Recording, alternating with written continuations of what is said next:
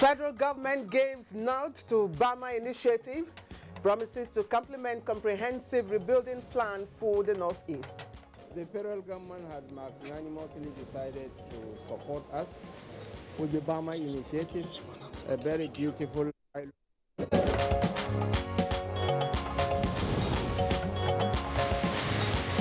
Two-day summit on legislative network for universal health coverage underway in Abuja.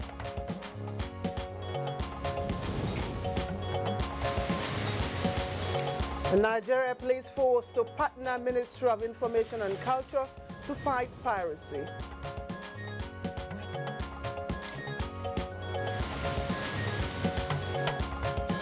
And today on Good Morning Nigeria, our guests will interrogate the usage of the Parry Club refund, plus empowering the youth for political inclusiveness.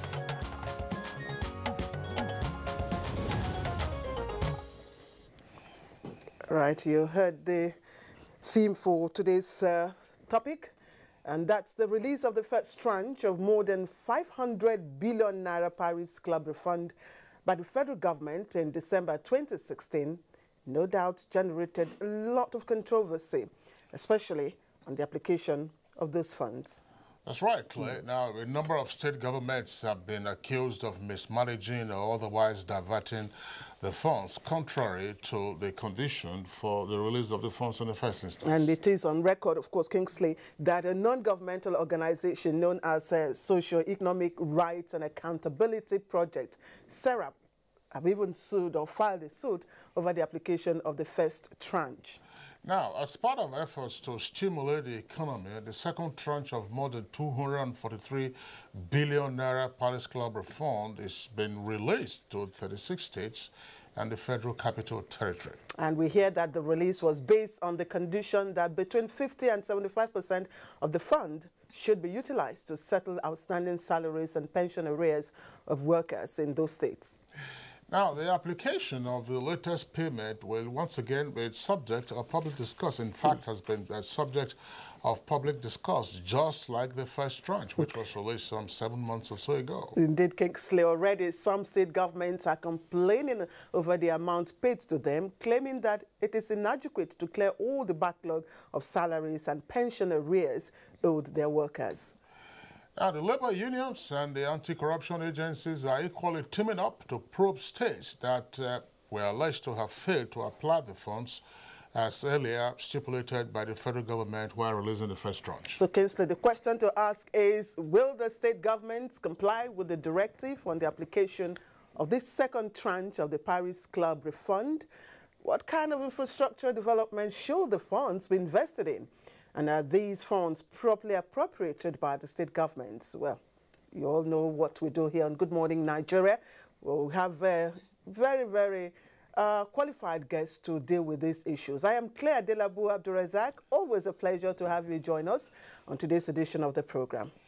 And I'm Kingsley Osadolo. I join my colleague Claire to also welcome you to this edition of the program, reaching you as always on the network service of the Nigerian Television Authority. We're Africa's largest TV network, and it's a live broadcast. And as Kingsley earlier introduced, we have a second topic, and that will be focusing on how to empower youth for political inclusiveness. And again, outside that, in the course of the program, we shall also touch on our other companion segments. That's, of course, newspaper review, business, sports, foreign, arts, and entertainment.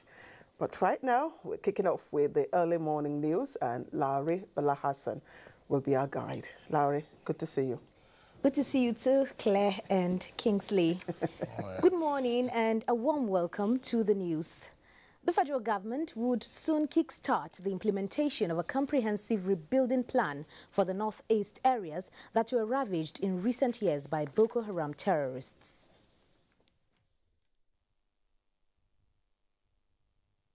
The federal government had magnanimously decided to support us with the Bama initiative, a very beautiful pilot scheme, which we hope will be replicated in all parts of the devastated Northeast.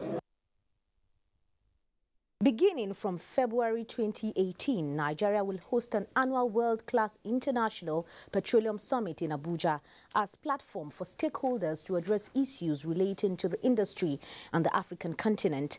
This was made known by the acting president Yemi Osinbajo at the extraordinary session of the Council of Ministers of the African Petroleum Producers Organization holding in Abuja. The reality of a future where demand for and revenues from oil drop sharply is already upon us, and almost every major oil-importing country today has embarked on an aggressive non-fossil fuel alternative program. Now to the legislature, the Senate has reiterated its resolve to ensure that healthcare coverage is made a right for all Nigerians through proper legislation in line with international best practices. Senate President Bukola Saraki stated this at the opening of a two-day summit on legislative network for universal health coverage. As our major role as legislators is to promote the welfare of our citizens, it is on us to ensure the effective healthcare system are available to all Nigerians. Health is not an item of expenditure. It's a critical factor for socio-economic development. The Inspector General of Police, Ibrahim Idris, says the Nigeria Police Force will establish a unit in the state commands across the 36 states and the federal capital to work alongside stakeholders in the creative industry to combat piracy in Nigeria. The Inspector General stated this while responding to a request made by the Minister of Information and Culture, Lai Mohammed, to support the ministry in fighting piracy. I believe that we can drive piracy underground where it belongs. This is why we have come to you, and when I'm talking about piracy, IGP sir, it's not just films, it's not just music. Books are pirated daily, sir. The Federal Capital Territory Police Command has paraded a suspected Boko Haram member, Seth Yakubu Adokwe, from Obi local government area of Nasarawa State. At the command's office in Abuja, the FCT Police Commissioner Musa Kimo advised residents of the territory and environs to remain vigilant and report strange and suspicious persons to the security agencies.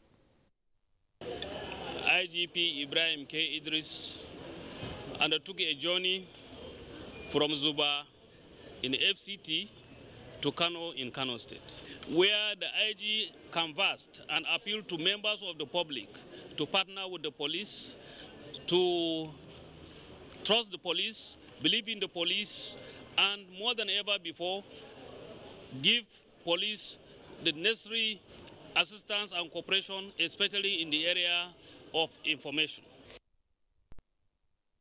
The ECOWAS Commission and the National Defense College are currently developing a real-life scenario to help the ECOWAS standby force become more efficient in the training which is ongoing in Abuja, sponsored by the European Union.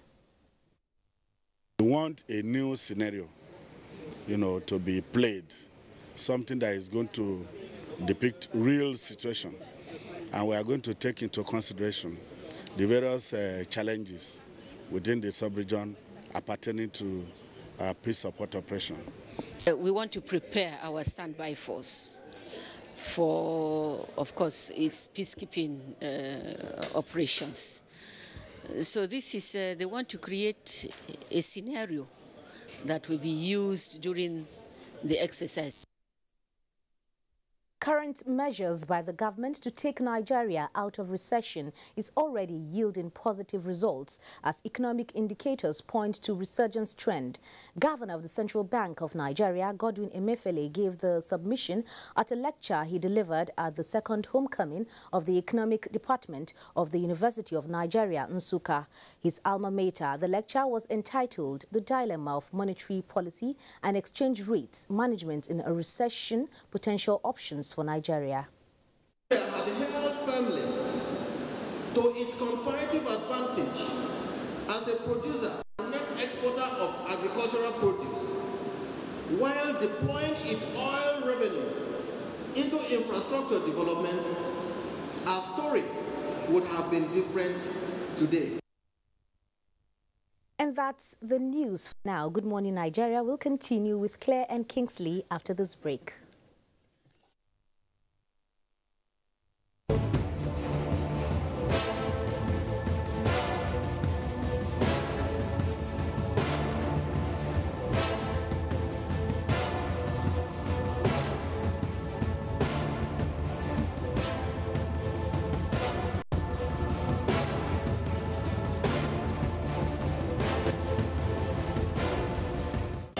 If you hear a bomb explosion or gunshots of an active shooter, that might be a terror attack.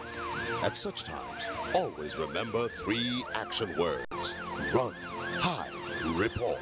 Don't try to run towards the terror scene to save the situation, because there might be a second bomb blast or another attack. Run far away and take cover. Make sure you are safe first.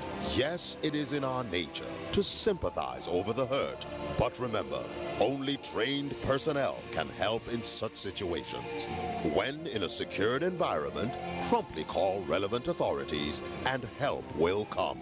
For anonymous reporting, call 09630-3250-5 or 0813-2222-106. If you see something, say something. Nigeria unite against terrorism.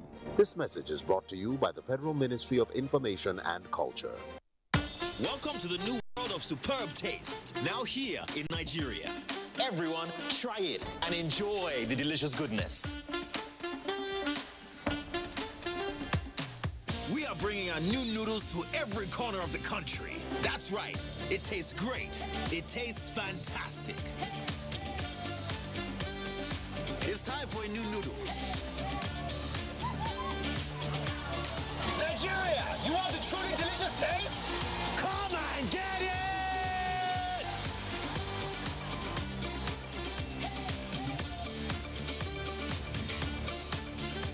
Be supreme, Nigeria. Many Nigerian children cannot afford to go to school because they live in poverty. Instead of enjoying education and its benefits, they get involved in street trading to help themselves and their families survive. The Rogers Foundation is a humanitarian organization which currently caters for over 15,000 less privileged children in various schools all over Nigeria. The foundation has a goal to take thousands of less privileged children off the streets and provide them with free quality education from secondary school to the university as part of her Vision 2030. Admission forms are free and available online and at all Rogers Foundation colleges at Owerri, Jos, Ibadan, Kano, Enugu, Sokoto, Yola, Bauchi, Zaria and Oboko. For further details, visit www.rochersfoundation.org. Rogers Foundation, we educate to empower.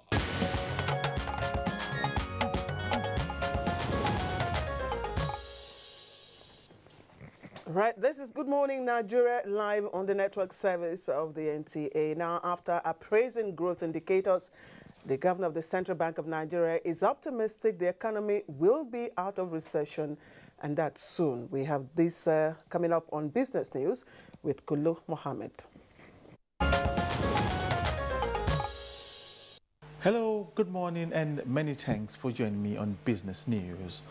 All economic indicators are pointing towards the exiting of recession by the Nigerian economy, drawing a correlation between the last quarter of 2016 and first quarter of 2017. The governor of Nigeria's central bank, Godwin Emefiele, says the country will exit recession soon. The growth indicators are there. One, I said January 2017, inflation was 18.8. Inflation is now down to 16.24, right? Now, last quarter, fourth quarter of 2016, growth was negative 1.72%. First quarter 2017, growth had improved to negative 1.52. What that means is that we've seen an improvement in growth by about 1.2%. If we see another 1.2 growth in the second quarter, we're out of recession. And as part of efforts towards ensuring the success of the economic growth and recovery plan, The micro, small and medium enterprises sector of the economy has been identified as key in carrying the grassroots along in economic diversification. The Development Bank of Nigeria is driving the process. This is the first time you are setting up a development finance institution to focus strictly on MSMEs. So Development Bank of Nigeria obviously is set up to focus on that. And what that means is that we're going to provide long-term assets funding through participating financial institutions. Now, these financial institutions already have a huge network and they have customers, but a lot of times the issue is capacity to be able to lend. So we're going to provide that. The second thing the Development Bank of Nigeria is going to do is also to provide credit guarantee facilities where we are able to share up to 50% of the risk of financial institutions that are willing to lend to SMEs. It will be recalled that the Central Bank of Nigeria earlier in the year opened the forex window for small and medium enterprises. The equities market closed Monday on a positive note to continue its bullish trend. The NSE All-Share Index appreciated by 1.86% to close at 34,652.52 basis points. Next is a more graphic summary of all the latest closing figures from Monday's trading.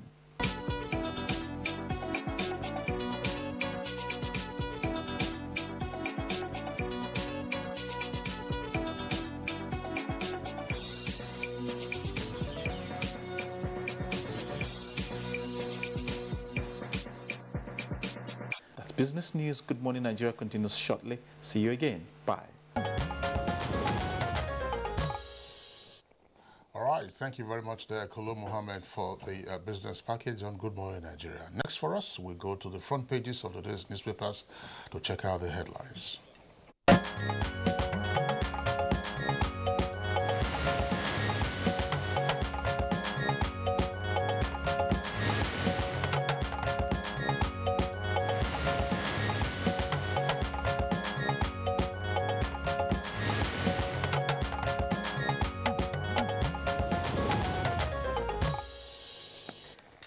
And we've got quite a number of papers here, but first let me welcome, as usual, our newspaper reviewer, Bayo Taibi, who's already in the studio. Bayo, good to see you. Good morning, Claire. Thank you.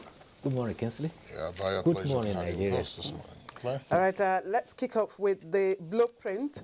And the blueprint is, of course, leading with the story, Germany to IPOB and others respect Nigeria's constitution and territorial integrity.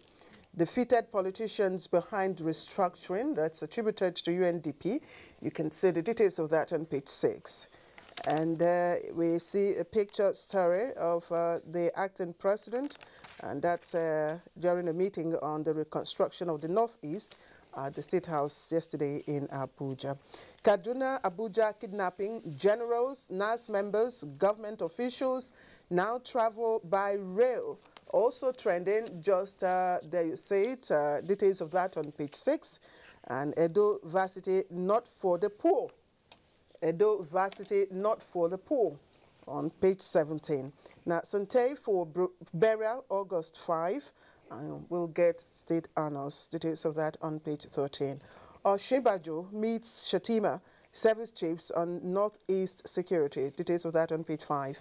And just a little below the nameplate, police nab Boko Haram commander in Abuja. You can go to page 28 for details. And northern youths to review stance on Igbo quit notice. Again, details of that continues on page 5. And 107 arrested in human trafficking probe. Again, the details of that is on page 13. Thanks. All right, let's take a look at the front page of Vanguard newspaper. Vanguard newspaper, below the name flag of Vanguard, there's a lead story, and it says, Southwest governors set to battle herdsmen, kidnappers, and others. With 2 riders, set up task force and Lord Ekiti template in checking herdsmen. And resolved to forge ahead with regional integration plan. You can see the photograph of the 6 governors who were all present yesterday at the meeting that took place in Abeokuta. Now, also there on the front page, it says Oshibajo and security chiefs meet over suicide bombings. That's on page 4 in greater detail.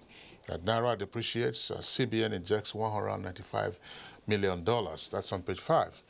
Now, secondly story on the front page of Vanguard, below the photograph, says Presidency, CBN, NDIC, and others disagree with Senate over MFB's bill. That's on page 9 in greater detail. Now, 0 oil days clearly before us, and that's according to the acting president, Oshibajo. Details can be found on page 4. Nigeria's economy to grow faster than South Africa in 2018. That's according to the IMF, and that's on page 9 in greater detail. APC sweeps Lagos local government polls. That's on page 10. Bayo. Yes, thank you, Kingsley. Claire, let me start with the story about Germany proclaiming that they would prefer to work with United Nigeria. This is coming in suit with what the proclamation made by the ambassador to the United Kingdom, as well as those of United States. Both of them have asserted that they would prefer to work with the United Nigeria. The acting president, Professor Yemi Osinbajo, met with security chiefs and the governor of Borno State.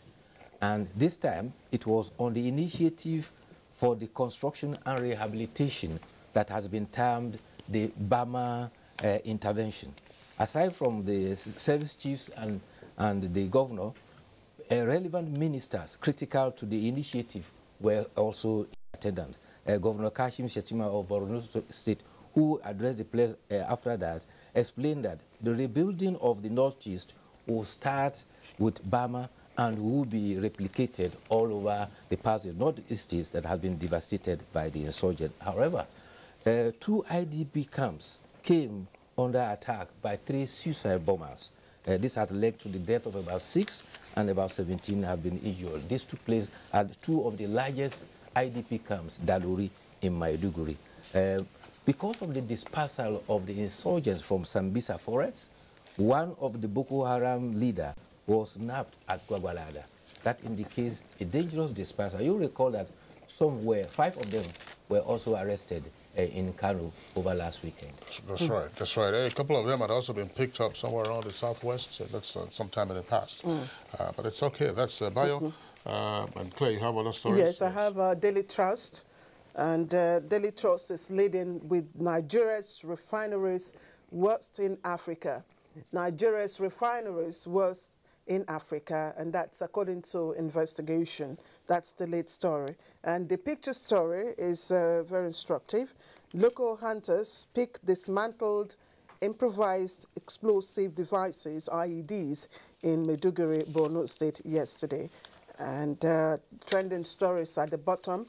3 policemen dismissed for illegal arrest and extortion, and Osinbajo's 135 billion naira environment faces National Assembly delay. You can read up the details of that on page 7. Nigeria shortchanged by 15 billion naira in power assets lease. And this is coming from the reps, page 13. And again, just a little below the nameplate, Buhari to return in 2 weeks. And that's attributed to Governor Rochas Okorocha. Find out the details on page 3. Yeah, Rocha's story is also to be found on the front page of New Telegraph. But this time, immediately below the nameplate, where you have a window of 4 headlines. It's to the right, and the story is in greater detail on page 2. Buhari may return in 2 weeks. That's according to Okorocha, and Okorocha, of course, is governor of Imo State, and he was one of the governors, one of the APC governors that visited the president in London, along with the chairman of the party. Also there, below the nameplate of New Telegraph, CBN, NDIC, CIBN disagree with Senate over bank's bill. And Oshibajo, Onogan to inaugurate projects in Rivers. Onogan and CJN, that's Chief Justice of Nigeria. 3 policemen dismissed for 200,000 naira extortion. That's in greater detail on page 9. Now, above the name flag, you have this headline, Smuggling, Killing Nigeria's Industries. And that's according to the customs. Now, the lead story, of course, is right there. It's marked in the middle of the page. It says 2019, 2 years away. PDP woos Atiku. And the writer, of course, is a triple-decker quote. It says, Atiku is a founding member of PDP, and we want him back. We are not going to give him a breathing space until he comes back, as is currently being underutilized. in APC. That's on page 2 in greater detail. Who said what and where you can find it, you can find on page 2. Now, Boko Haram attacks IDPs and farmers and kills 20 in Borno. I already discussed that along, of course, with the story of the acting president meeting with service chiefs and the governors. Now, at the foot of the front page of New Telegraph, there's a story, flood, that's the kicker.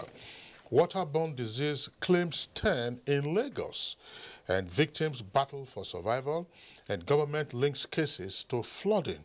That's on page 9. And cancer drugs may hold key to HIV cure. That's on page 7. Bayo, you recall the flooding incident that took place in Lagos, where properties were submerged. There was one funny photograph that went around over the weekend of persons who were at a beer parlor. Their feet were deep in water, and they were saying, in spite of the flood, they were drinking, but you could see that it was all brackish water. Yes. That's one of the likely sources, Bayo.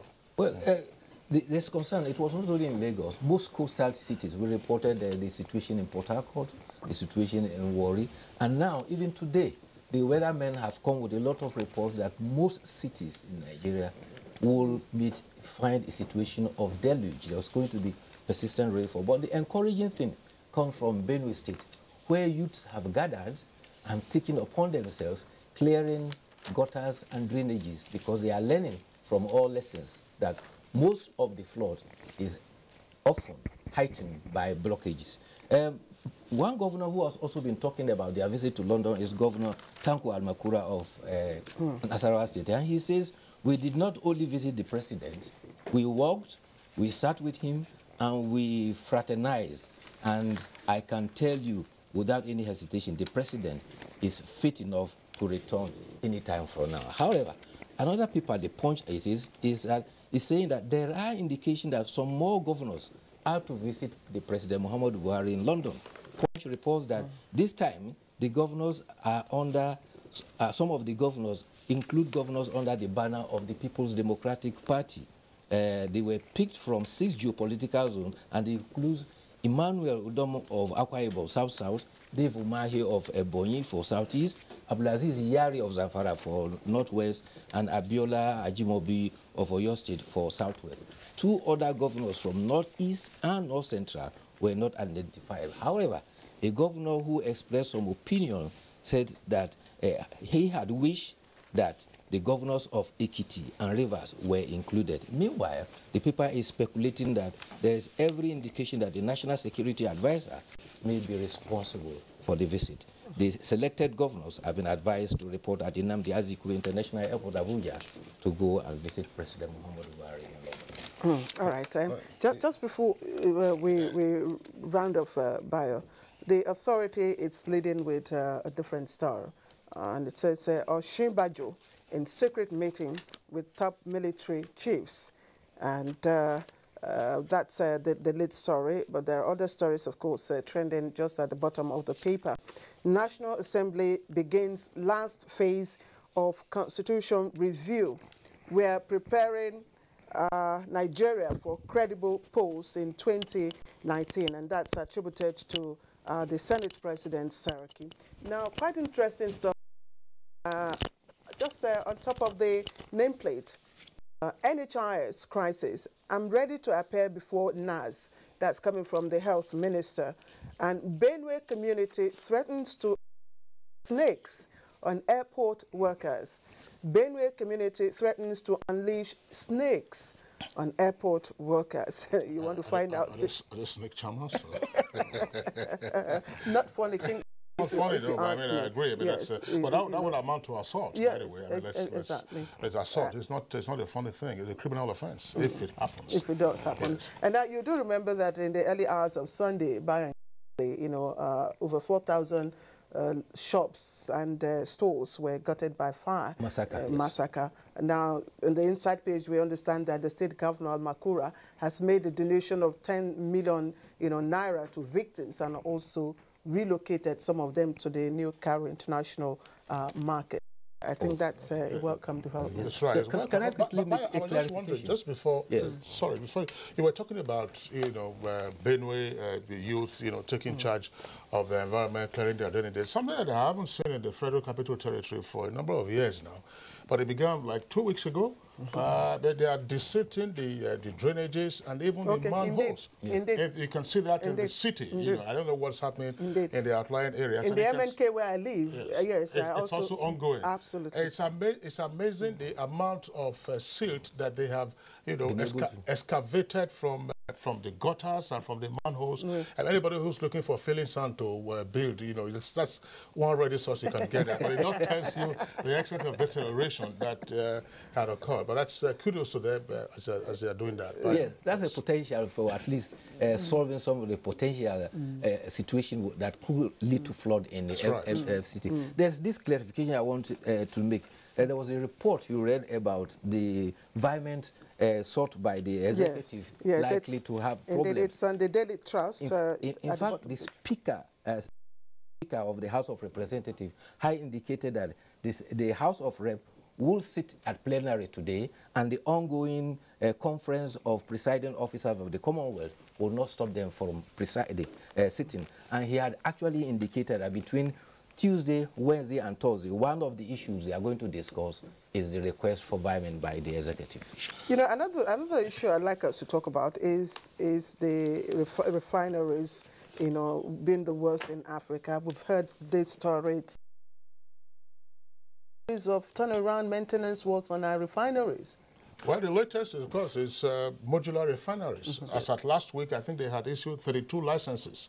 None of them, of course, is on stream. Before then, you had licenses that were issued for greenfield refineries. None ever came on stream. You see, the challenge we have had with the refineries is that in the past, when turnaround maintenance were due, they had been ignored. And therefore, the refineries had actually depreciated beyond their value. If you go across to Ghana, Ghana has only one refinery, established in 1956. It is still functioning and meeting its petroleum requirements. So it is a factor that is always our challenge, maintenance and effective maintenance culture. That's the most we can take today. Thank you for being here. We'll see you tomorrow midweek. Thank you for having me. All right, it's still Good Morning Nigeria, reaching you on Africa's largest television network, the Nigerian Television Authority. We're taking a short break now. When we return, we have two topics. The first, of course, has to do with issues surrounding the proper utilization of the second tranche of Parry Club reform distributed, or disbursed rather, to the 36 states and the Federal Capital Territory.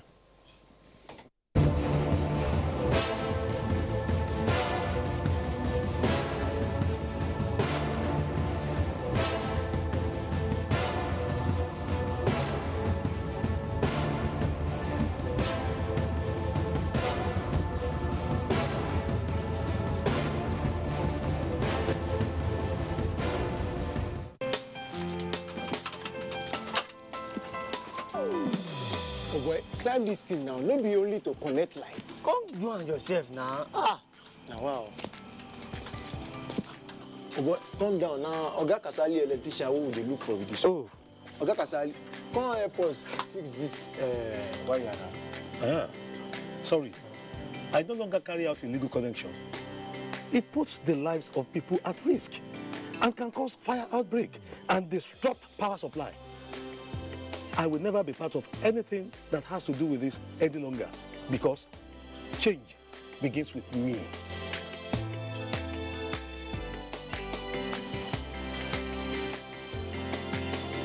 Oh boy, letting him talk makes sense. Oh boy, we could carry this ladder and come over. This message is brought to you by the National Orientation Agency in conjunction with the Federal Ministry of Information and Culture. Cadbury Bournvita now comes in an attractive new 500-gram refill pack. Simply open and reseal after use to retain the chocolatey and creamy taste. Cadbury Bournvita. Prepare to win.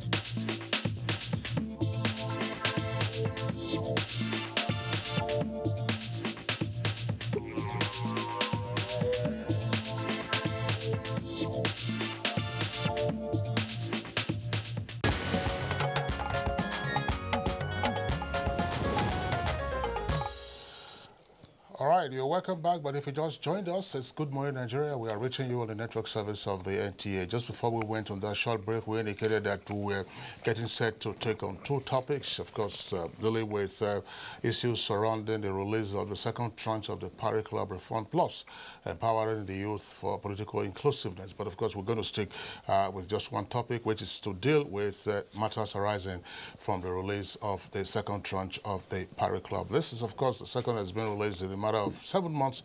The first, of course, coming late last year, and well over 500 billion was released on that occasion. Now, this time around, it's 243 billion naira that's also been released to the 36 states of the Federation, plus the Federal Capital Territory. As a prompt for our conversation, we'll join our correspondent, Motola Mojola, for a background to this.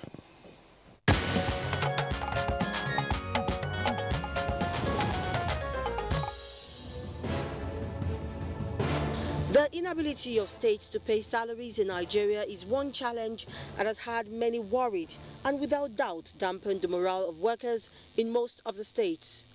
To salvage the situation, the federal government of Nigeria gave bailout funds to states to assist them. Shortly afterwards, luck smiled on the states as the federal government decided to pay refund to them part of overdeductions from Paris Club payment amounting to some 522.7 billion naira. It was hailed by many and renewed hope for many more. However, the inability of most states to meet the expectation of the federal government and indeed the citizenry caused controversy to trail the disbursement of the first tranche of the Paris Club refund. States have the funds going against the initial purpose of release, part of which was for offsetting backlog of salaries owed state workers and pensioners. Some states, however, excuse the inconsistency with inadequacy of the resource disbursed. Some, on the other hand, are of strong opinion that the federal government can't dictate how the funds should be utilized. This stand perhaps may have constitutional backing, and the fact that these funds were initially from the states perhaps appear to make the position valid. The federal government has released the second tranche of the fund,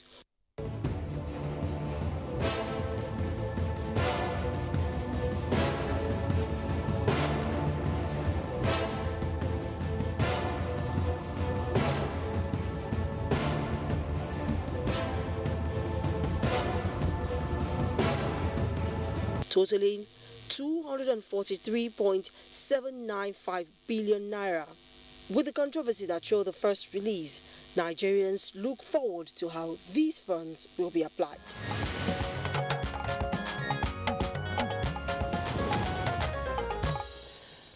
All right, many thanks to you, Motola Mojola, for the background report. And let's begin our interrogation. But first, the guest, we are being joined here by Dr. Peter Ozoesan. He's the General Secretary, Nigeria Labour Congress. We'd like to thank you, sir, for joining us. Good morning. Thank you. And also here with us in the studio is Dr. Otiv Ibuza, Executive Director, African Center for Leadership Strategy and Development. Thank you very much for joining. It's my pleasure. All right, and then from our Lagos Network studios, we've been joined by Mr. Adetokunbo Mumini, Executive Director by Socio-Economic Rights and Accountability Project, SERAP. Mr. Mumini, a pleasure to have you join us on the program. Good morning. It's a pleasure being here. All right, gentlemen, let's begin this conversation with SERAP. That's the Executive Director of SERAP, who is in Lagos. SERAP, of course, has been in the news for keeping track of matters pertaining to the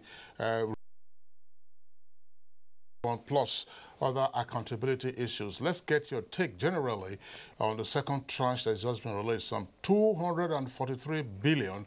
The earlier one was 523 billion. If you add both of them together, that's getting close to well over 750 billion naira in a space of 6-7 months.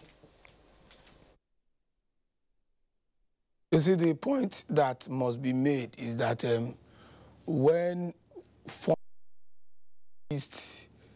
for public utilization, Nigerians and the federal government who masterminded the release of the funds ensure that the purpose for which the funds are released are actually met. I would find it very difficult to rationalize how and why such funds are released and a lot of the states can still not pay salaries, can still not pay accumulated arrears of pension. It's to me really an accountability issue. It's to me really an issue of transparency. In a democracy, one cannot be talking about secrecy. When funds are released, it has to be monitored to ensure that the funds are spent for the purpose for which they were released. And I want to say, sir, that the Nigerians who are marginalized, current workers who cannot be paid salaries, pensioners who cannot be paid their pension arrears are disadvantaged in this manner, and something seriously has to be done about it. Because in a democracy, we have to continue to talk about accountability. We cannot continue to work as if we are still in pre-2015 period. There is supposed to be a movement forward, not a return to the past. That is the way I see it for the moment. Right, thank you. Of course, that's Dr. Mumuni Adetokunbo joining us from Lagos. Okay, let's come back to Dr. Ozeso. Part of the conditions, for the release of the first tranche in the first place was that salaries and pension arrears will be defrayed.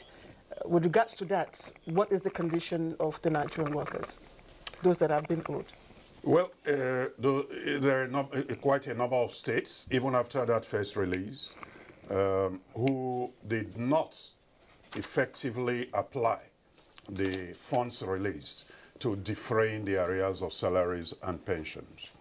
And on state-by-state basis, we encouraged and led engagements to see that our state councils, because we also have a federal structure, as it were, our state councils, that they engaged directly with their governments in order to get clear how much came in and how it was spent, and to insist that at least 60% or thereabout of it was actually put to defraying those arrears of salaries and pensions. I want to emphasize here, because even when we met with some of the governors, very recently we met with a governor about a week ago, and the argument is, how can the federal government be telling us what to do with our own money? This is our money that they over-deducted. They're just returning it to us. Why should there be condition? Why should they tell us how it should be used? That's not federalism. Well, they do probably have some point. But it also needs to be emphasized that even an individual, you have your freedom to determine how you use your resources.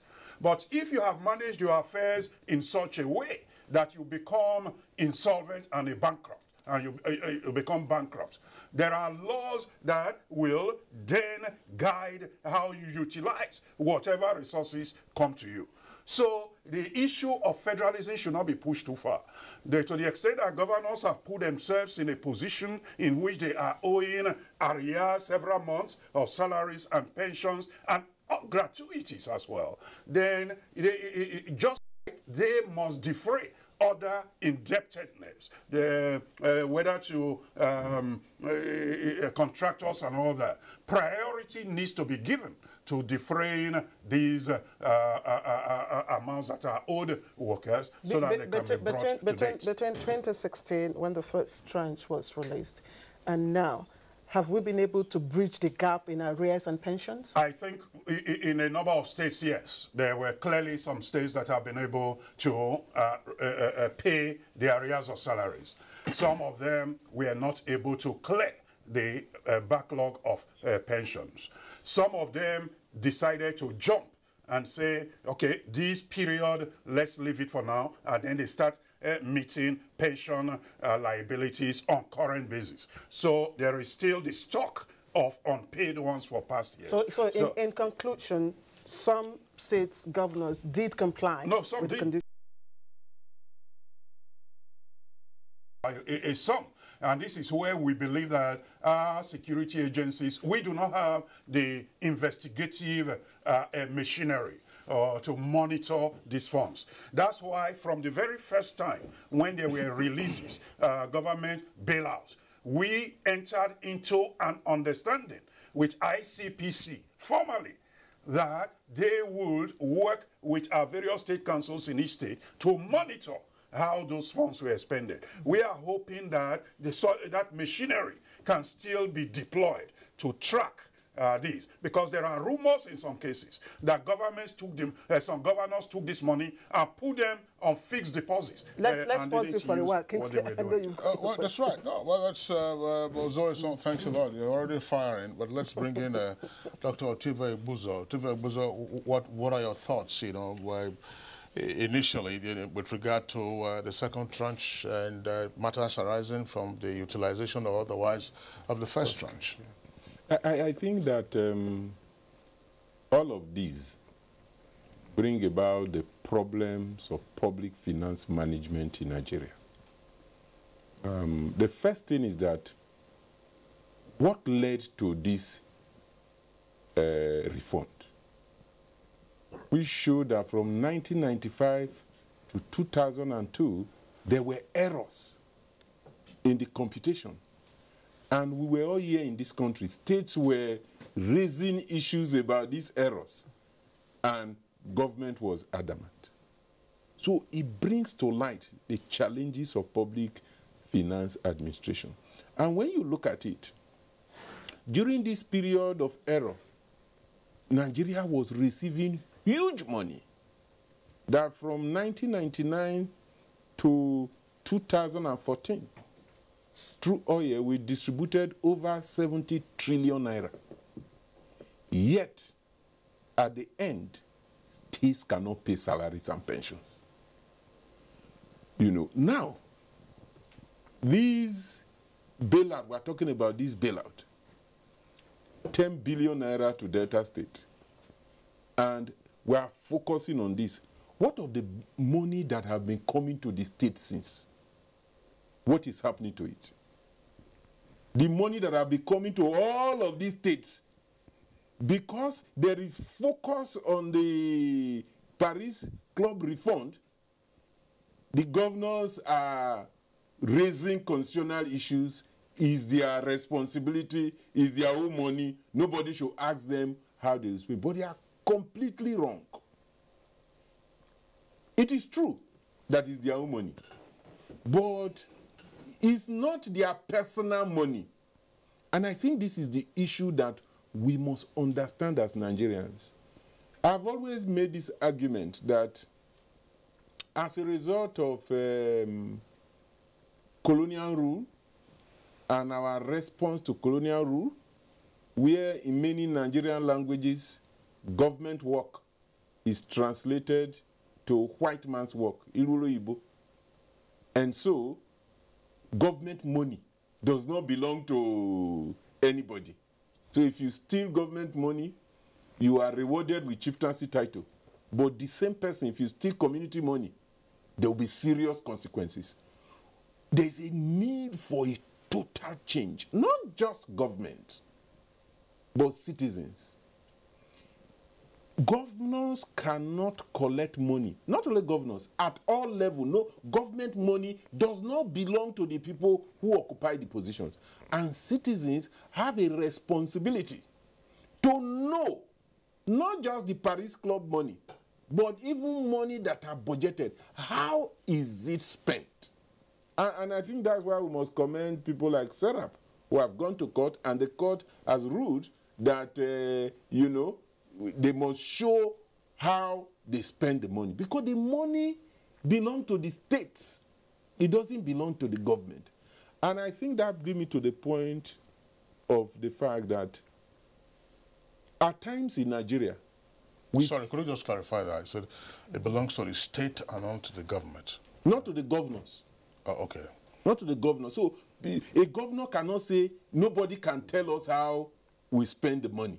And I think that takes me to the point that, you see, in Nigeria at times, we look at magic wand to solve problems. So we are focusing on Paris Club money now because the money has just come out. What of all the other money? In every state, in every society, there are systems to ensure accountability. And that's why one of the projects we are doing, you know, Pearl, we focus on 3 areas: accountable, responsive, and capable government. Government in itself must be capable of planning the things, of making sure they don't go bankrupt, of having a fiscal responsibility laws, of making sure there are transparency and accountability. Secondly, there must be engaged citizens. Citizens who monitor how the resources are utilized. And then we must learn from the past. This cycle of boom, doom, you know, when we have resources, we must keep some and use what we have effectively. Until we are able to get this right, we will continue to have this kind of challenges. Dr. Abuja, you mentioned something very, very, important. That's transparency. And that's why my question is directed to Mr. Mumuni in Lagos. I know SERAP, has been tracking the, utilization of the first tranche of the disbursement, and you have requested for transparency in the account, of course, the way the money has been disbursed. In your opinion, what would constitute transparency, transparent process with regards to the Paris refund? Thank you very much. The position that we take in our organization is this. Once a matter is a public issue, public financing, then people who manage and control for the time our public resources must be transparent and accountable to the people in the way and manner they apply our resources. And that is so fundamental. You see, government business is not a private business. Like Dr.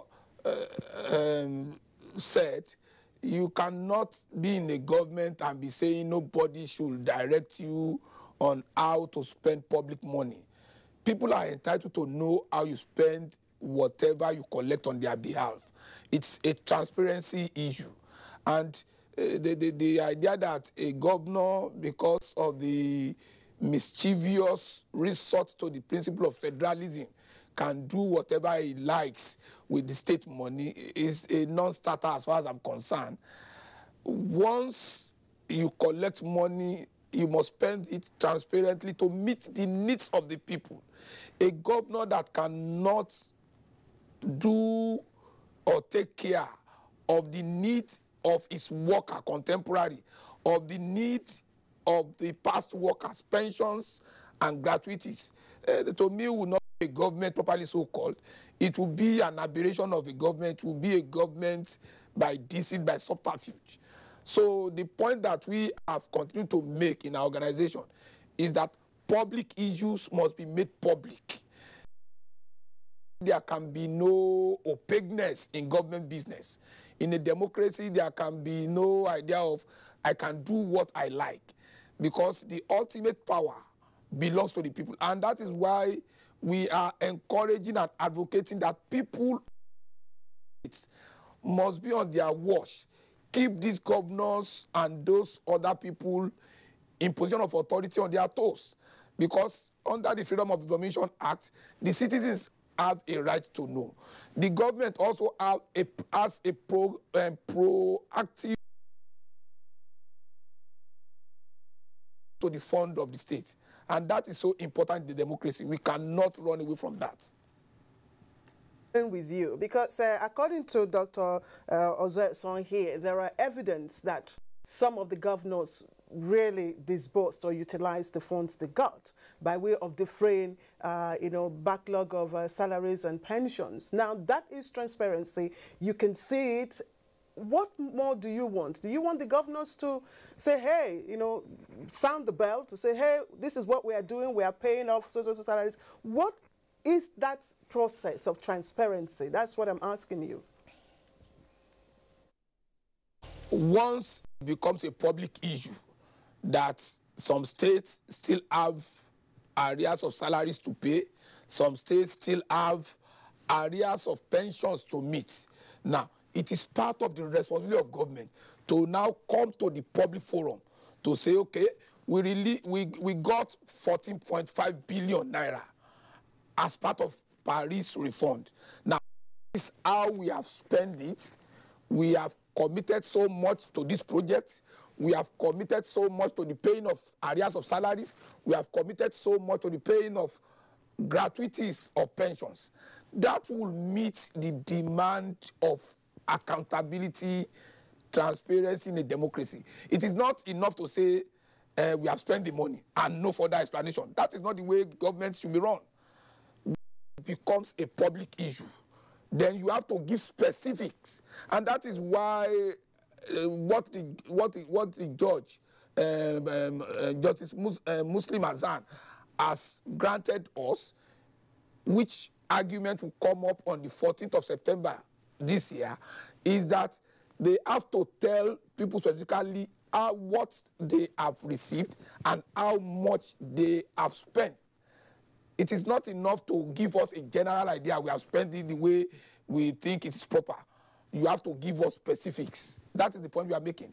You cannot just make a blanket statement that things are okay. No, we know that things are not okay. That is why we have to demand for transparency and accountability for whatever you do with public funds. Adetokunbo Mumene, thank you very much. We'll come back to you in the course of the conversation. But gentlemen, I'm just wondering, and Claire, maybe we back up a bit and go and return to first principles. Dr. Peter Ozoeson, what exactly are we dealing with here? Because if you recall, in 2015, after the new government came in, and just a few months later, subsequently, state governments were already complaining about their inability to pay salaries. And then the economy went into a recession in 2016, and of course the cries got louder. And bailout funds were arranged for state governments. And then the Paris Club has also come. As I said, if you add up the figures for the first tranche and the second tranche, that gives you no less than 766 billion naira. Now, if you were to also aggregate the bailout funds and everything else, we're looking at about 1 trillion. And yet, we do not appear to be getting out of the woods. What does this speak to, Dr. Zoeson, with regard to, shall we say, the dislocation of the economy at the subnational level? Well, I think the issue is I think it speaks to the quality of management of resources at the state levels. Because when we look at the quantum of resources we're talking about, including not just this stock that is injected periodically, but the flow itself, because on a monthly basis, each state continues to get revenues made up in part of federation account sharing and whatever level of internally generated revenue. And all these constitute the resources at the disposal of such state governments. And therefore, the issue is, how do you then plan? How do you set the priorities as to what you're going to? Even when there is no recession, resources are always limited because needs that you need to meet are almost limitless. So you must prioritize. And what has happened, I think, in a number of states is that the governors have not prioritized those things that affect the people more directly. Issues of salary, for instance, have not been prioritized. But those same state governors who were not able to pay salaries were able to pay the salaries of political office holders, proportionately way above per head than the average civil service worker. Those same governors did not cut back on their security votes and the lifestyle that they display in the corridors of power. So it is, and that is why the engagement we were talking about was necessary. And let me say that I want to agree that the people, because, you know, like Otive said, it's not just government. The people also need. We have, you know, at least I think 2 states where engagement with the state councils force governments to then open their books and even signed an agreement. And every month, what comes in is then placed on the table. And the priorities are agreed. What we go where, what we go to defray areas of salaries. And that has worked, at least in a couple of states. So if there are such, you know, examples, what we need to do is to replicate them. But they can only be replicated through struggles at each level. So citizens must engage their governments. And it is that process that we believe is going to bring about the correct setting of priorities, correct planning, so that the resources, once they're accounted for, as a gentleman there said, transparently, then everybody can make input as to this is what we want to prioritize, this is what it should go on. Then we will have a development-oriented deployment of resources. Right now, we are not having that. Dr. Otiva, you've listened to him, setting of priorities. Now, the proportion of, you know, salaries owed by states differ.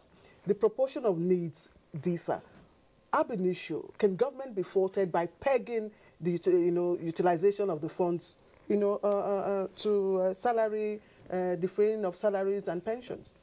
I don't think government can be faulted by putting those conditions. Those conditions are clearly what any reasonable person will see a necessary condition.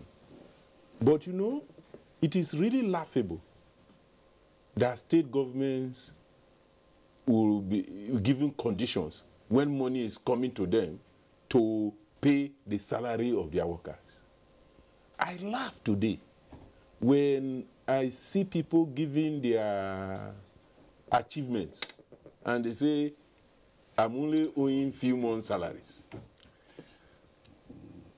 Government, the reason for government existence is the security and welfare of citizens. But if you look at what has happened in Nigeria, and I'm speaking very seriously, in the last few years, government has more or less become obstacle to development. And that is why all those things that are blocking development, the translation of the budget to services to citizens must be removed. Because what happens in every society is that a mechanism is put in place for government to generate resources through either natural resources or through taxes. And then government these resources to provide services, first security and services to citizens. And government cannot be pampered, cannot be begged to pay salary of workers. It's a responsibility that must be made. So, and I want to reiterate that if we leave this thing to government alone, and it's not only in Nigeria, everywhere in the world, they will not take the decision. Which decision? The decision to use resources to the services of the people.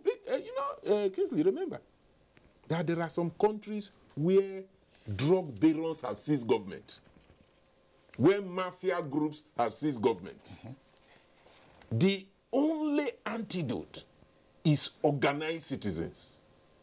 And so citizens in Nigeria must move away from complaints and wailing to organizing, to hold elected officials accountable. And that this money... Dr. Ozoeson was saying that that level of organization should be intensified at a subnational level. Absolutely, absolutely.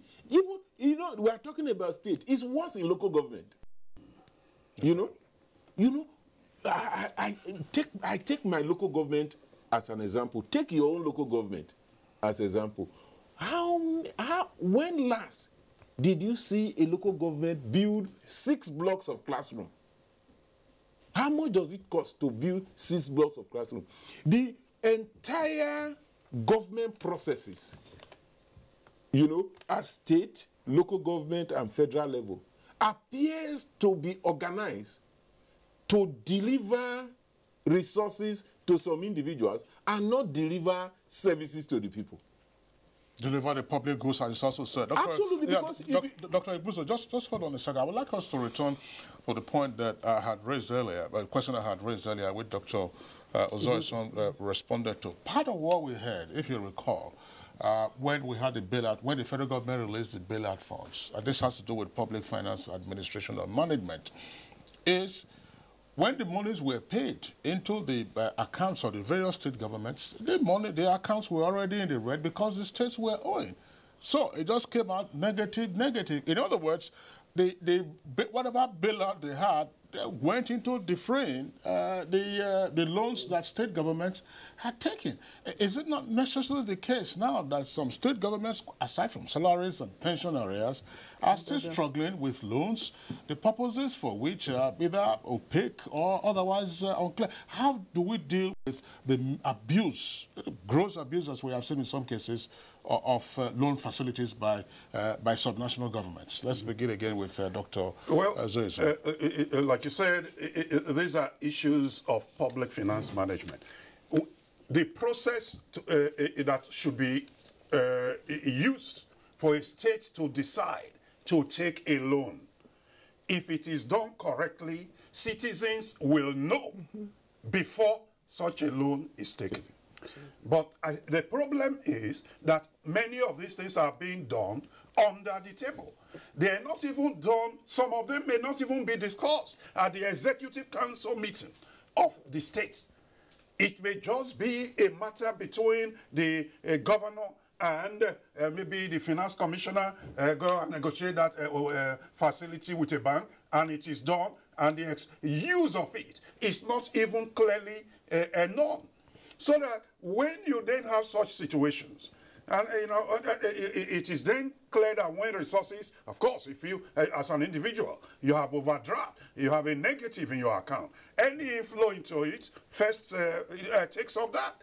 But if there were transparency, if information was freely on the table, before those bailouts were released, because the bailouts specifically, because they were salary debts and pension debt specific, then there would have been arrangements in which the fund is not just going to the regular account of the government where there is already this thing. It could have been arranged in such a way that it was released through some other means.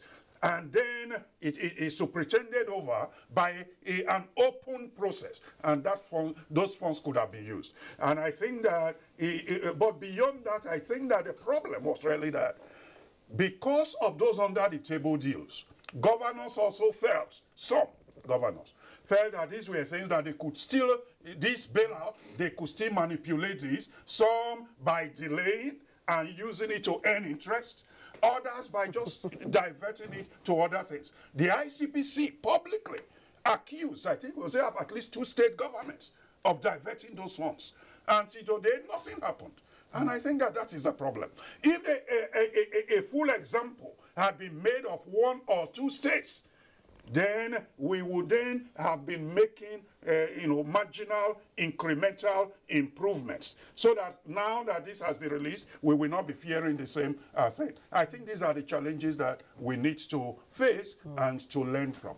Okay, Mr. Mumuni, you've listened to Dr. Peter Ozoeson, of course, mention some of the allegations. He had talked about the allegation of diversion into private pockets. There are also other allegations which we cannot confirm, but assuming that those infractions, did occur with regards to the utilization of the first tranche, the second tranche has been released. Now, are we confident that government has effective monitoring and evaluation, framework to, of course, correct, the ills of the past? Thank you very much. Let me say again that the governance system in Nigeria by the state government and the way they've been operating for the past more than 15 years is that you cannot rely on the governors to do the best for their people. And that is why I agree with you that that assurance that things will be done the way it should be properly done is not there. And the point that we must emphasize is that the only thing that it takes for evil to proliferate is for citizens and people of goodwill to keep quiet, not to be active. And that's why I agree with the doctors that the citizens have to engage the state government. The citizens have to engage their local government. The citizens have to engage the federal government. You see, once we ask the right question, once we do not leave it to government alone to do what is proper, then we'll be on the path for sustained development. Because the governors, for instance, some of them, because of what they intend to do in terms of concealing the money released, in terms of manipulating it for their personal benefit, you cannot trust them to do the best for the people. And that is unfortunate in a democracy. In a democracy, you have to be for the people. You have to do whatever you can do in your capacity as the governor or the administrator of a state in the best interest of the people. Now that that is not happening, that is why the citizens must be organized to be an active participant in the governance process. And that we must continue to insist on, that we must continue to do. All right. Adetokunbo Mumini, thank you. You joined us from our Lagos Network Studios. Of course, we'll still retain you in our Lagos Network Studios along with Dr. Zoe Son and Dr. Otiva Igbuzo here with us in the Abuja headquarters studios. We'll take a short break now. When we return, we'll continue with the conversation. Baby, please now. School days are not for marrying. Marrying on campus in a marriage that is not a marriage. Is she married? Which marriage? An ill-timed union that breeds domestic violence, use, distractions, and heartbreak. And if she graduates and leaves me here, I will take another wife. You're what my father would call a Rolling Stone shenanigans. Do not shoulder responsibilities of married life before it is time. Professor John Bull, Episode 2, Season 4, Campus Marriage. Waiting be this now? Now you need to choose your destiny. Oh, yeah, bring two. Which one? That one like your Gaki leg and that one like Udo's forehead. Over and out. Brought to you by Glow. The largest data network, Glow Unlimited.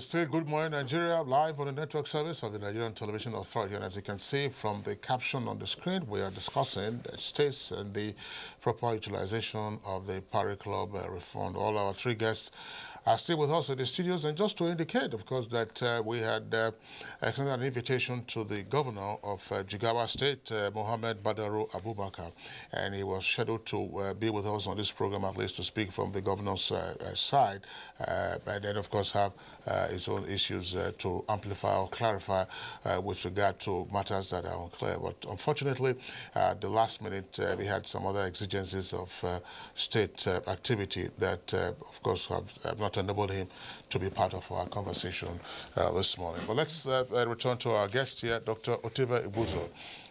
With regard to what the states are grappling with, it's obvious that if the coffers of the states, the subnational governments, were really full, all of these issues, all of these concerns would not arise. Now, part of it is the debt burden that the states have. You know, debt arising from infrastructure, debt arising from salaries and pensions and so on and so forth. Now, we're discussing Parity Club refund, and one of the developments we saw in Nigeria, public finance management, was the advent of the Debt Management Office.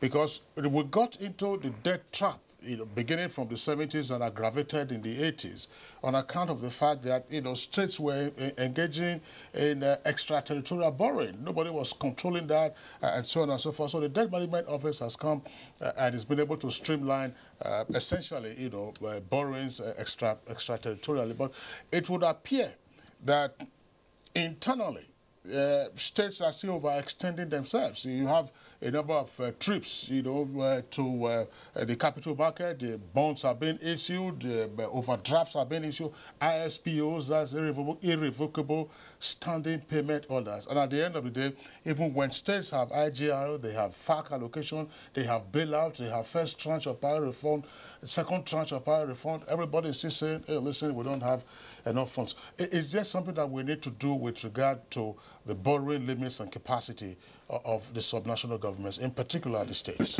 Yeah, there's a lot that needs to be done. And if you look at it very well, you will notice that the smallest state in Nigeria, in terms of population, I think that is Bayelsa, is larger in population than at least 40 countries. So a state can actually be run properly as if it were a country. I always give the example of the Indian state of Kerala, one of the 50 states in India. Because of the socialist governments that they have run over the years, the life expectancy, level of education, every development in this is higher in Indian state of Kerala than the other 49 states in India. That's why, you know, the management, the leadership and management of the states needs to be improved. And I think that the federal government, along with the governors, have initiated the fiscal sustainability plan for states. Because states as entities need to have specific plans, like what you talked about, borrowing. You don't just go borrowing without, you know, plan of how it will be repaid.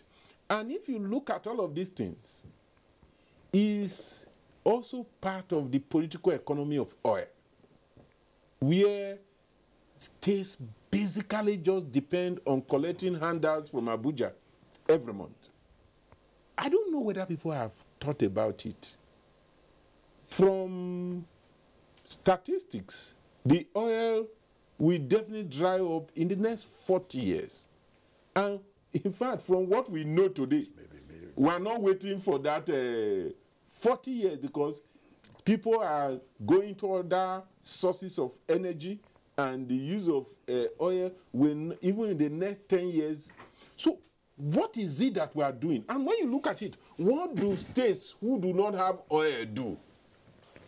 And every government will need to look for ways of generating revenue. Look at the solid minerals. Every local government in this country has at least one resource that it can, you know, develop in terms of comparative advantage. But the point is that so far, the government has also taken initiative, like the 71 NEC resolutions between government and the states. They contain what needs to be done at the level of agriculture, at the level of solid minerals, at the level of infrastructure and services, at the level of education, at the level of health, at the level of investing in people, and the level of physical sustainability in the state. What has not been done properly, in fact, in response to the question you asked, is that they have not put in place a systematic and robust monitoring and evaluation system, and also independent monitoring by civil society and media. I always make this insistence that in every country in the world where you have transparency and accountability, every segment of the society must play its role.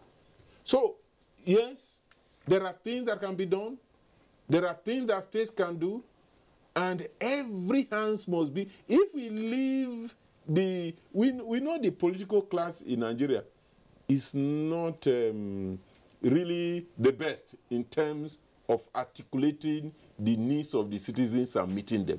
So every segment of society must engage in the development process and see that states do what they are supposed to do and deliver services to citizens. And if they don't, there should be consequence. All right, Ibuzo, thanks. But Ozoe-san, very quickly, before we return to Lagos, what's your take on this with regard to states overextending themselves by way of domestic borrowing? External borrowing is being curtailed largely, but in terms of domestic borrowing, what do we need to do? There were arguments not too long ago that, oh, you know, our debt burden isn't too heavy, you know, we can meet the obligations, but we do know from the data and the whining that, you know, occurs each time there's a crunch, that reality is different. What is to be done to the states? Clearly, I think that the problem is simply at the level of the states. The fiscal management has not been properly done. Before a state governor decides to borrow, even just the routine overdrafts, there ought to be a process that you must satisfy. I remember in one of the states when for some 4 years or so, I was a member of the Economic Council of the state. And the state wanted to issue to float a bond. It came to the economic team to look at. And some of us disagreed. Not because we thought it wasn't something that was necessary, but we said because the repayment plan was not robust enough. I led that argument. Present Governor now Edo was the chairman of the group, and they pushed it because it was a 30 billion naira bond that was not tied to specific projects. And my argument was that if you take a bond to do general infrastructure, then how do you get the stream of revenues that will go to service and therefore do the repayment? And I said, we can take, but if we do take, it must be tied to specific, projects that are, we can say this is the stream of income it will yield, and therefore from this we will service. I think we must come both at the federal and state levels to that type of position, because right now domestic debts are growing through three major routes for states. One is this resort to the capital market through bonds. Two is, well, we just start and then we owe contractors. When you owe contractors heavily, you are depressing the economy of the state because they will not be able to pay their workers. They will lay off their workers and things like that. And then the third is this routine overdraft. Every bank, and I think the banking sector itself, is cool people in this matter.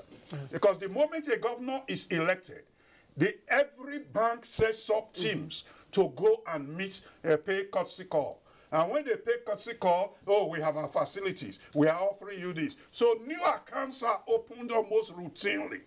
And when you then have those proliferation of accounts, once the governor feels he's slightly in trouble here, he resorts to overdraft. And these are the things driving domestic debt that needs to be curtailed. And I think that even at the state level, some recourse to a fiscal responsibility framework I think is needed in order to curtail those excesses. Thank you, Dr. Peter Ozeso. Mr. Mumuni, I'm sure you're listening into our conversation. Now, let's look at this whole issue from another dimension, and that's with regards to the reconciliation process. We understand it would have taken about 22 months to complete. That is reconciling, you know, what amount was owed the states and what amount has been paid. That process is still ongoing. It's about less than a year into the process now. Now, in the event that that process is completed and states, it is found that some states have been overpaid, we are back to status quo. What danger might we be, you know, getting ourselves into? Thank you very much.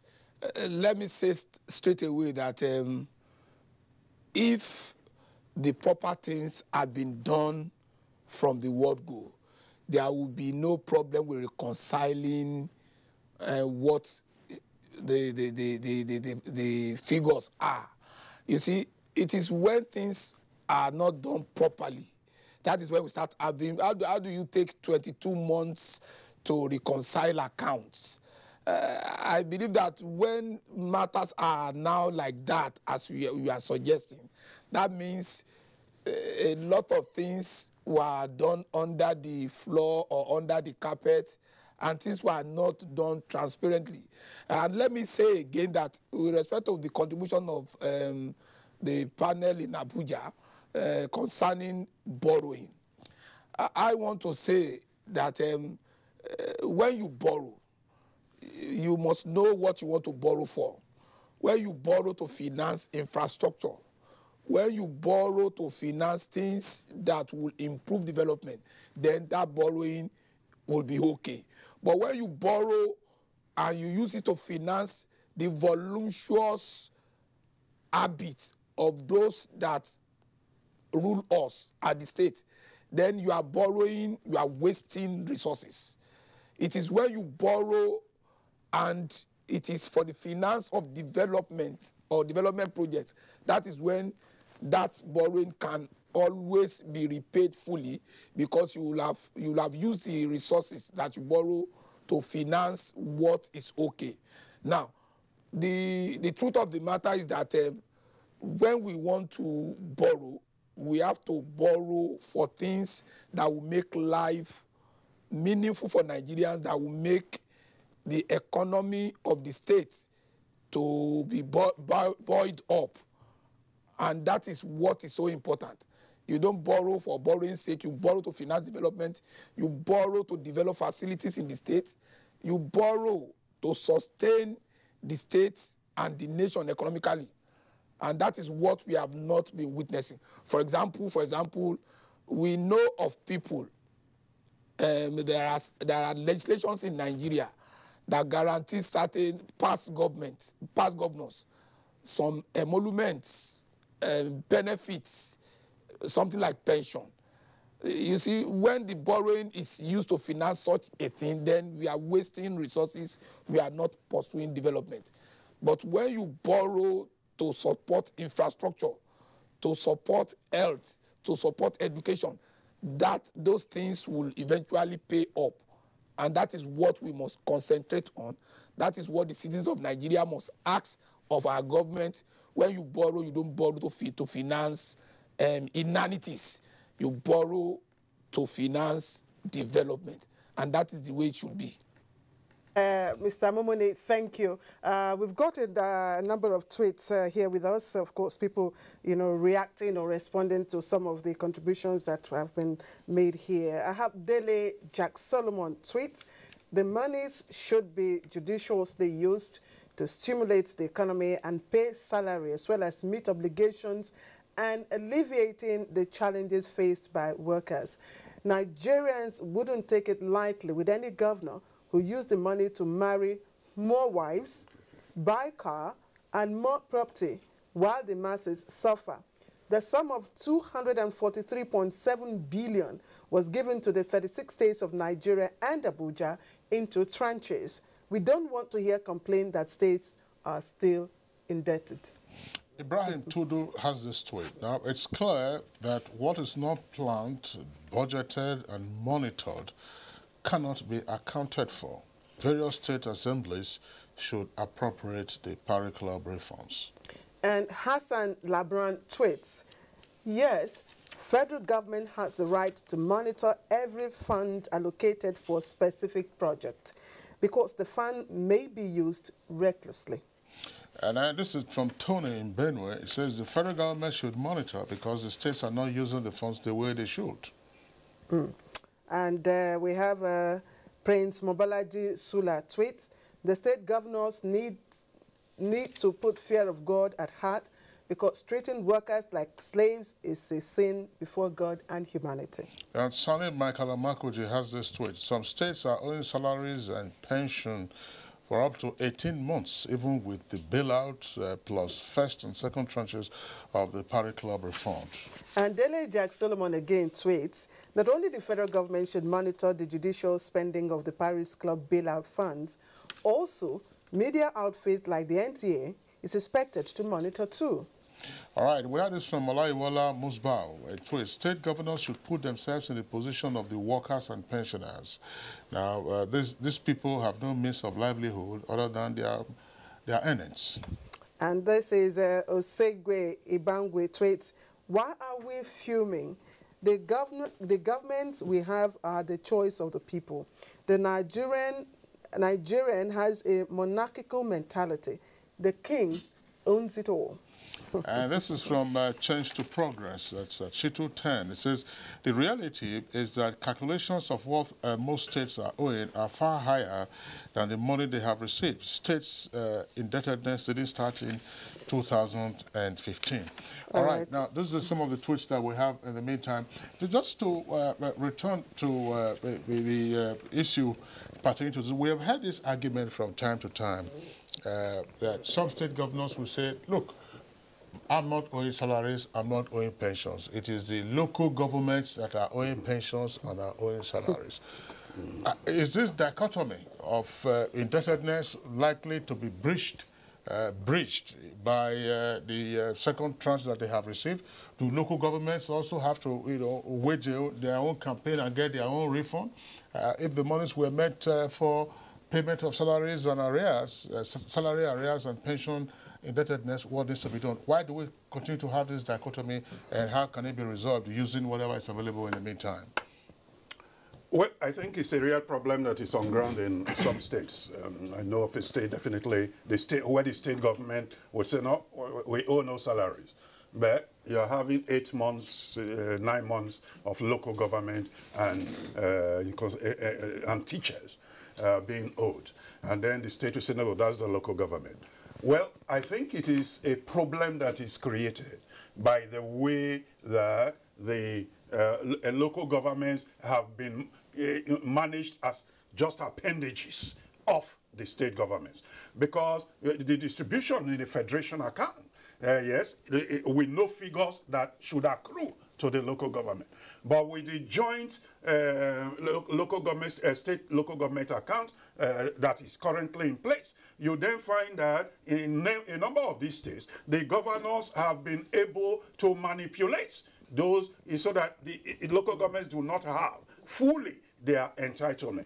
And that therefore leads to their inability and therefore salary. So if states have played that role, they are, are culpable in the debts owed by their local governments. So either they, cede fully the resources of the local governments to them to manage, and then you can say hold the local government accountable, or they, as they are doing now, manage them, but also take on the responsibility for any failures and indebtedness that the local governments are. Within the framework of the Parry Club reform, because they are statutorily, they were based on states' debts, and therefore what was deducted from state's revenue initially.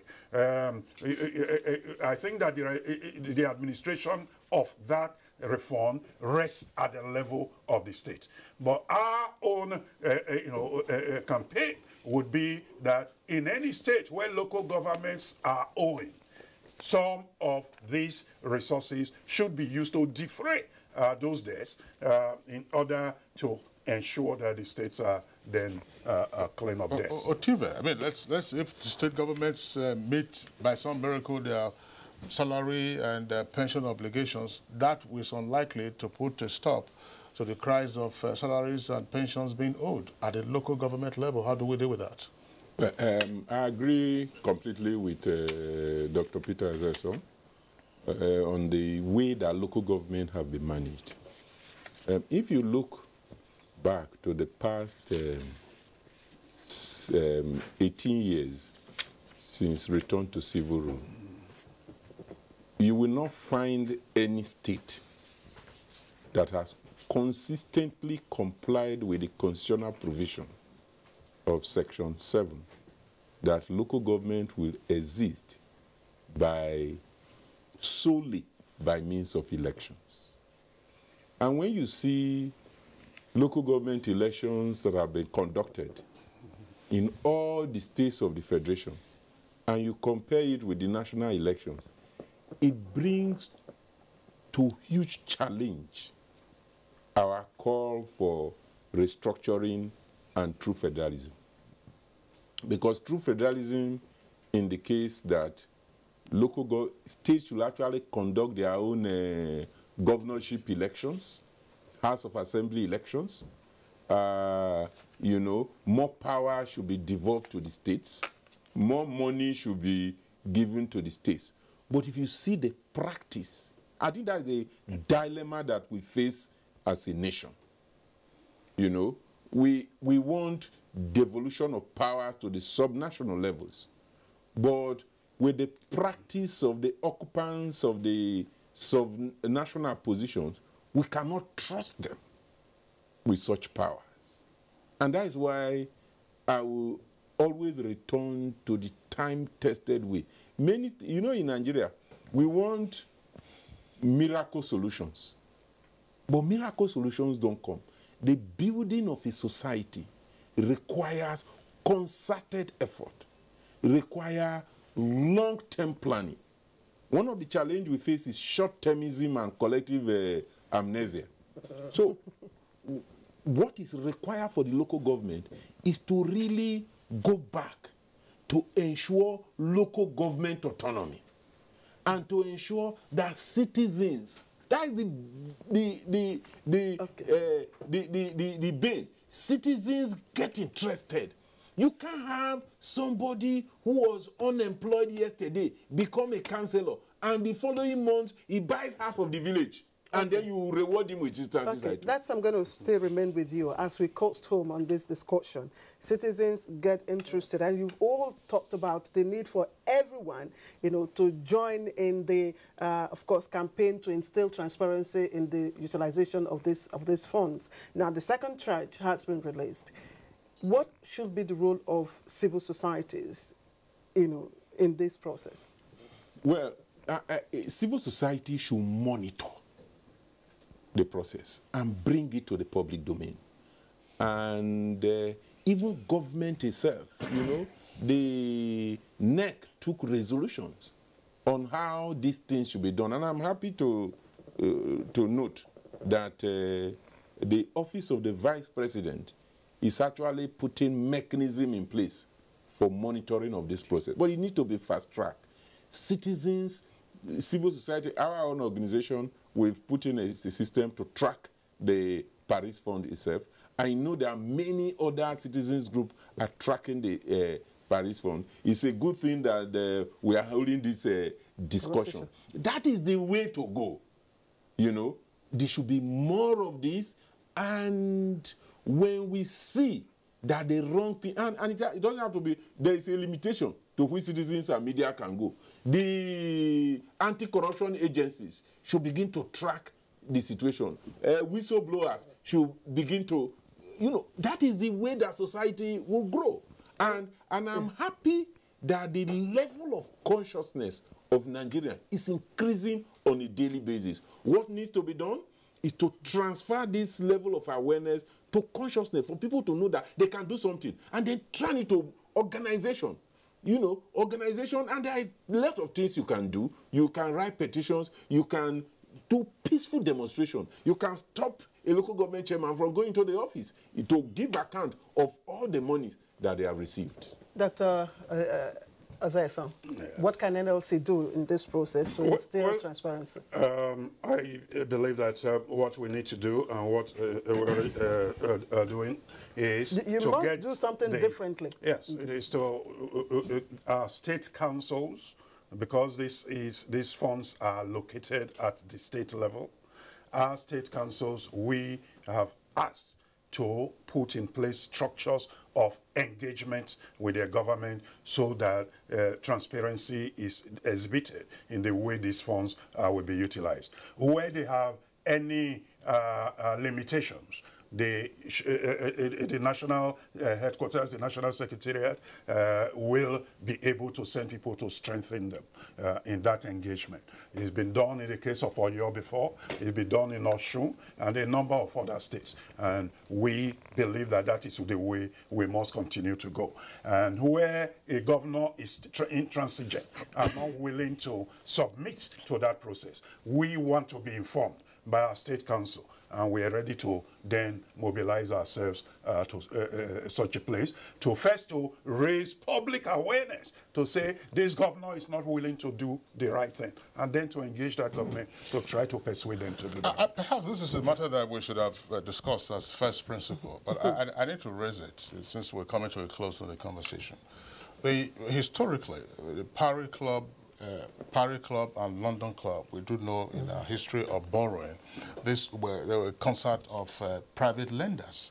Yes. State governments, overextended themselves, as we said. We saw it during the Second Republic. We were borrowing anyhow.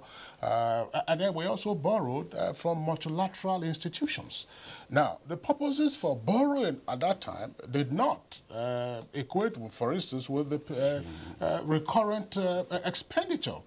Well, here we are. We had the debt forgiveness, brought about under President Obasanjo's administration. And by the way, while he was military head of state in 1978, he had also led the country into borrowing. But we had all of that refund. And here we are.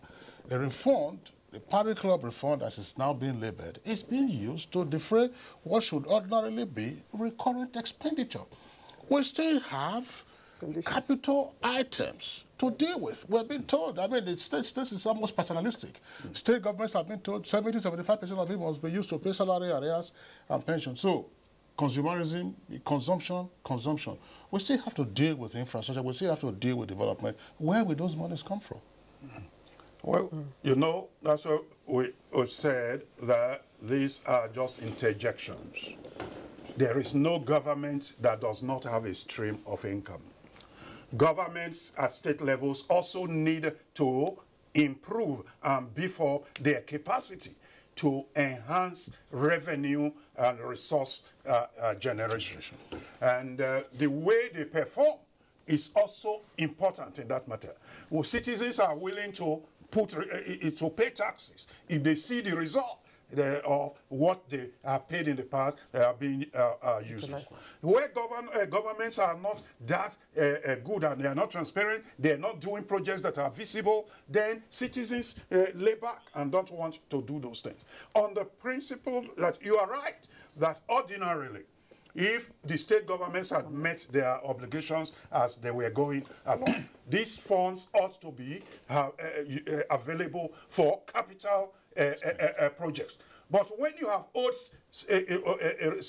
salaries and pensions over a long period, then they become capitalized debts, as it were, and therefore they require to be. All right, Doctor, so let's put you on hold and get the last reaction from Lagos. Mr. Mumuni, how do you intend to engage, the governors in this second tranche of releases? Thank you very much. We, as an organization, we work through 3 principal methods. We do advocacy, we do publications. Finally, we litigate issues when the people that we speak with are not forthcoming. And that is what we intend to do. And that is part of what we are doing. And we will continue to engage the citizens to be alive to their responsibilities. The burden of the citizenship is not for rights alone. You have to do certain things to make the system work. Engaging the government, engaging the state government, engaging the local government. Matters of democracy are not matters of let me sit down and look. You have to be an active participant in the whole process. And that is what we intend to do, and that is what we've been doing. Right, Adetokunbo Mumuni, Executive Director, Social Economic Rights and Accountability Project, SERAP. We'd like to thank you very much for your contributions from Lagos. You're being here. Thank you so much. Also like to appreciate Dr. Otivi Buzo, Executive Director, African Center for Leadership Strategy and Development. Many thanks to you. Thank you very much. And of course, Dr. Peter Ozaesong, General Secretary, NLC. Thank you very much, sir. Thank you. Thank you.